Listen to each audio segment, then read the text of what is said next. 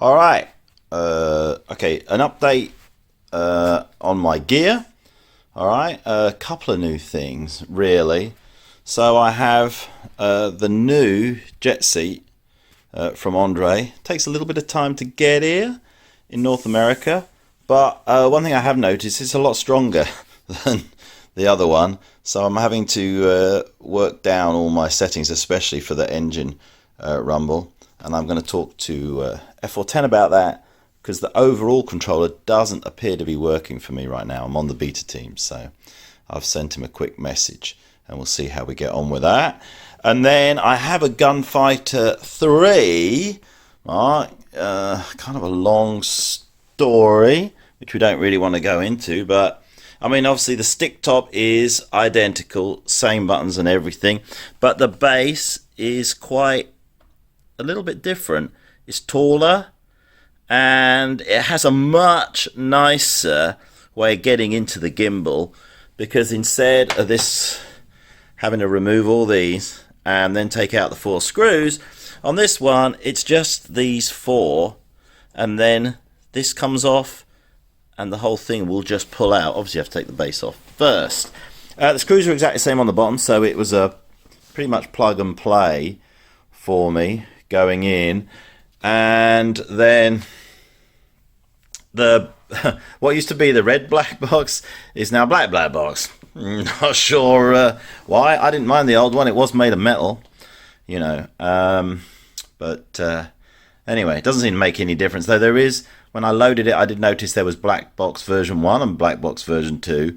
So I loaded it with version 2, obviously. You know, with regards to how flying with it, it seems exactly the same, to be quite honest. I don't feel a lot of difference. I think I've got about the same springs in the base as I had before. There is no noise on the x-axis. Mind you, having said that, when I've this is my one that was on there, the extension's on the floor. After pulling the x-axis wire plug in the base out and pushing it back in, that did get rid of any noise, and I haven't had any noise on that one for probably about 6 months since I did it. So that has actually been a non-factor on this one. On my mobile one, that this is going to become my mobile one, I had a bit more of a problem, but again, I just pulled the x-axis on it when I had to take it apart, and it's working. So I just came downstairs to show you. This is actually what is my mobile kit. If you look at that, you can see that one of the pins is bust. And that was my own fault. I dropped it on the floor while messing around with it. VKB were great. With my Mark III, they sent me this, which is the repair part for it. And this particular rig was my complete mobile one, the one that I took to Hong Kong all the time. So this stick has been repaired twice. It has a pretty hard life, to say the least. The base mount into here, I managed to crack it. I think it's because it was in a suitcase all the time. So I have to put it in a suitcase to carry. I carry it around with me on my trips, you know. So it kind of got wrecked. Kind of an expensive product for that. But having said that, I used some 1500 psi epoxy, and it's all working. In fact, this stick is actually working even with that bust pin, because I managed to put a little piece of rubber underneath one side of this and lever it up so it actually contacts the stick, and it is all working. Anyway, a buddy of mine at Delta is going to borrow this for a little bit, see how he likes it. I just did upgrade it, and I pulled the x-axis thing, so this one has no noise on its x-axis right now. And an FYI for anyone who's got a Rev A, as in a Gunfighter 1, you know, mine are I have 2 Gunfighter 1s. They're right early edition, and they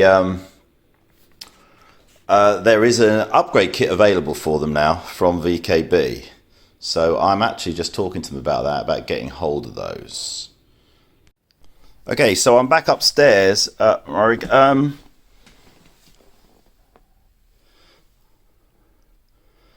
Yeah, I don't know whether you can see actually that bottom right wire plug. Actually, I did disconnect it from the other end because I had it all apart. But that is what you disconnect for to get the X-axis noise out of the system. As I say, on this one, it's not been a problem. I did it quite a few months ago. Now, and I'm very hard on my gear, to be quite honest, because I have to carry it around, you know, in a suitcase. It's not in a hard case, so it's in among all my stuff. You know, I do hand carry it everywhere, but who knows what happens. You know, you're always getting bashed. It's always getting bashed around on things. Anyway, but it still works. So I've still got it now. Most of you might remember from my first video, if you've seen it, obviously you know that I had a Whirlpool system with their similar stick top. I ended up going with VKB, you know, 2 reasons. Mainly because I travel so much, the base is a lot smaller. This base here, which is the Whirlpool one, is just too big. I can't carry that. It's just too much.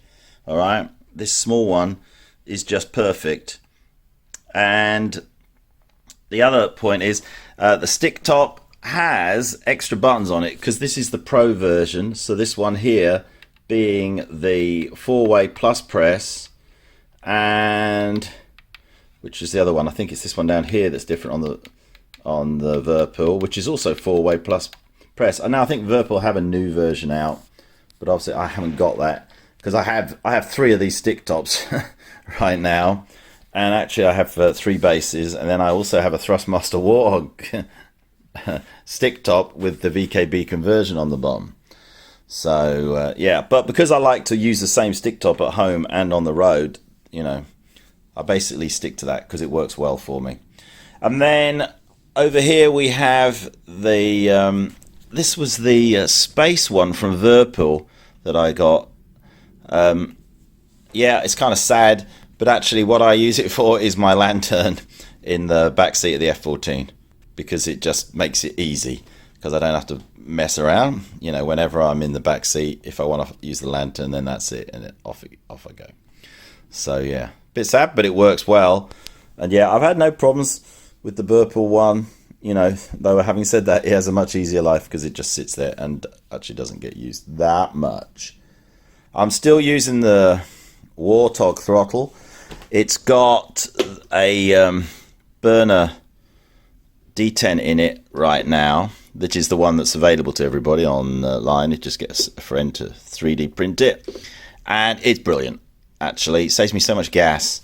I really notice it because obviously I don't use that throttle when I'm away, and so that kind of is annoying because I just use so much to get more gas because you don't realize that the burners are in. I did notice in the last F18 update they seem to have changed where the burner comes in a little bit, so I need to re-edit for that because I kind of did it for every single aircraft individually.